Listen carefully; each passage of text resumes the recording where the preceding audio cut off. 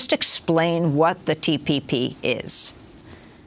Well, one of the most important things to understand is it's not really mainly about trade.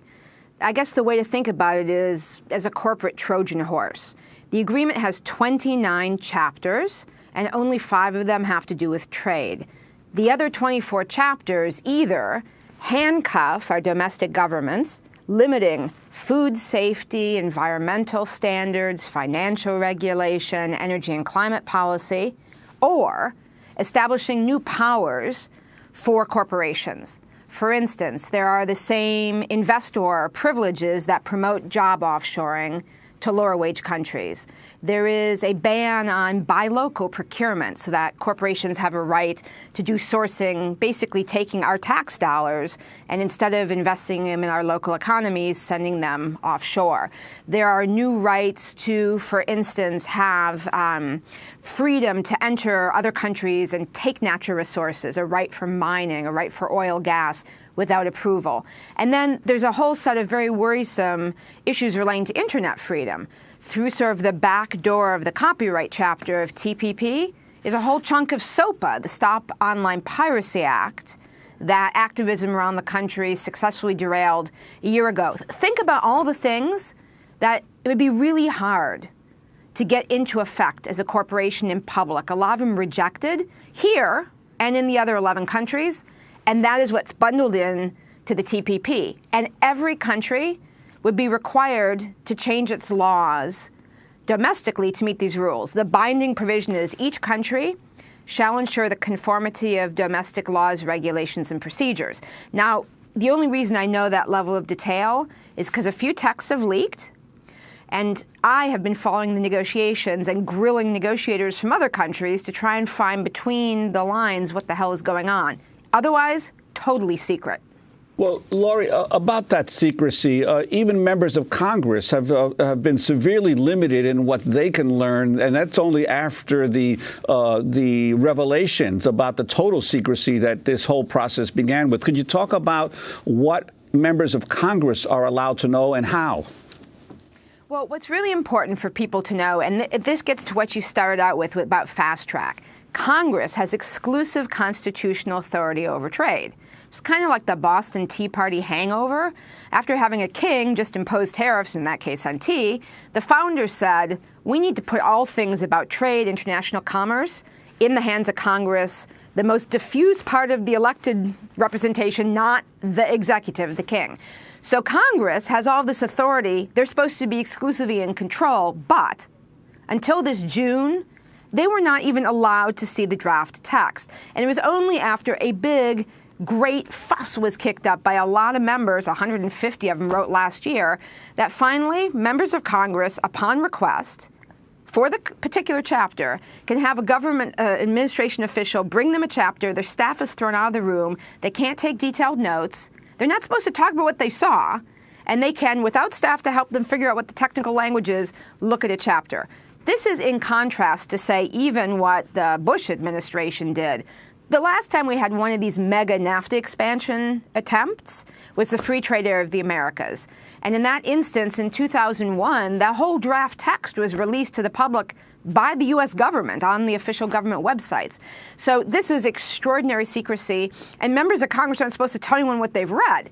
So for instance, Alan Grayson, who was one of the guys who helped get the text released, Alan Grayson said, I can tell you it's very bad for the future of America. I just can't tell you why. That's obscene. This would rewrite wide swaths of our laws. And again, it's mainly not about trade. So if we had this agreement in effect, for instance, it would be a big push for fracking. Now you would say, why fracking?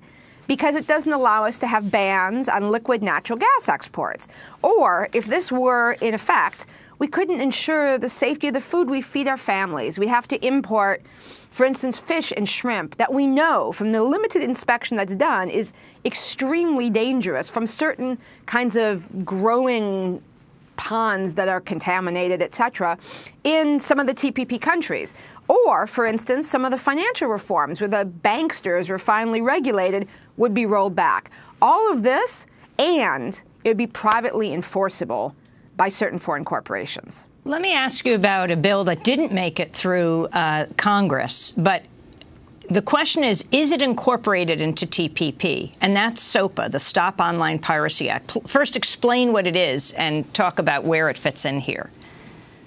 So the Stop Online Piracy Act was a vehicle basically to take away some of our rights on the Internet. It would have criminalized what they call inadvertent small-scale non-commercial copying. And the example would be, for instance, Juan, I had you over to dinner. You liked the recipe I had. I happened to have taken it for $2. I paid for it off of a paid website. And you said, Lori, can you send me that recipe? And of course, I said, yeah, and I sent it to you. That is officially a copyright violation. I should say you have to go pay $2 and get it yourself, Juan. But in fact, it's small scale. I didn't sell it. It's not commercial. I didn't send it to a lot of people. That kind of activity under SOPA, as well as any number of things we do all the time, making a copy, well, like a buffer copy that our computer would make to look at a video, or breaking a digital lock, for instance, if we bought software but we wanted to run it on Linux. All of those things would be considered criminal activities. We'd face huge fines, and our carriers, Google, et cetera, would have to take us off of service to black us out. So a huge limit on Internet freedom, that whole mess was defeated in Congress in a wonderful citizen uprising.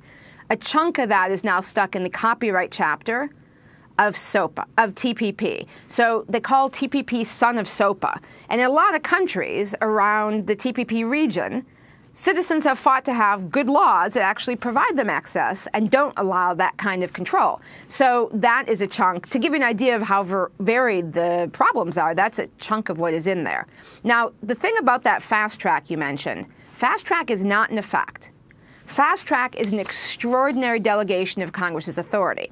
So if we don't want unsafe food, offshore jobs, SOPA, limits on Internet freedom, the banksters getting rolled back into deregulation, we have to make sure that Congress actually maintains its constitutional authority to make sure that before this agreement can be signed, it actually works for us. Fast track's a delegation of authority. President Obama's asked for it, but it only happens if Congress gives it to him. And Lori, what's been the Obama administration's position on these negotiations in terms of tobacco? Could you talk about that specifically? Well, the whole approach of the Obama administration has really been, I don't know, some combination of heartbreaking and infuriating. Because when he was a candidate, President Obama promised he would replace the NAFTA model. And instead, they've doubled down. So the tobacco issue is one of those that's the most gruesome. So the TPP includes the very controversial investor-state system, which empowers individual corporations to directly sue governments, not in our courts, but in extrajudicial tribunals where 3 corporate attorneys act as judges. And these guys rotate between being the judge and being the guy suing the government for the corporation. They're empowered to give unlimited cash damages from us, the taxpayers, to these corporations for any government action, a regulatory issue, environment, health, safety, that undermines the investor's expected future profits. Under that system, big tobacco companies have been attacking health regulations. And famously, infamously, these kinds of investor-state cases have extracted billions of dollars and undermined important laws. So Philip Morris has used this to attack Australia, one of the TPP countries, plain packaging of cigarette laws. So a lot of the TPP countries are very worried that they would be basically handcuffed from being able to regulate for health around tobacco. So the U.S. originally was going to offer an exception. Big Tobacco came in and basically won the day. The U.S. pulled away what was a medium exception, put in something that's really worse than nothing. And then Malaysia came in and actually offered a real exception, which the U.S. is opposing. Just like the U.S. is opposing an exception to maintain financial regulations for prudential reasons. Just like the U.S. is opposing a real exception to those investor tribunals with respect to health and the environment. It's incredibly depressing. The only good news is a bunch of the other countries have basically said, basta, we are not going to roll back these things. So the reason there isn't a deal is because a lot of the other countries are standing up to the worst of these U.S. corporate-inspired demands. You can see the whole lay of this at Expose the TPP, www.expose the TPP. There are fact sheets on each of the ways, each aspect of your life that TPP could affect. And if you want to get down into the weeds and have long papers explaining and or information from other countries, you can go to tradewatch.org. That's tradewatch.org. Between those two sets of information, you'll see there's almost no part of your life or the things you care about that this agreement couldn't undermine. And again, trade's the least of it.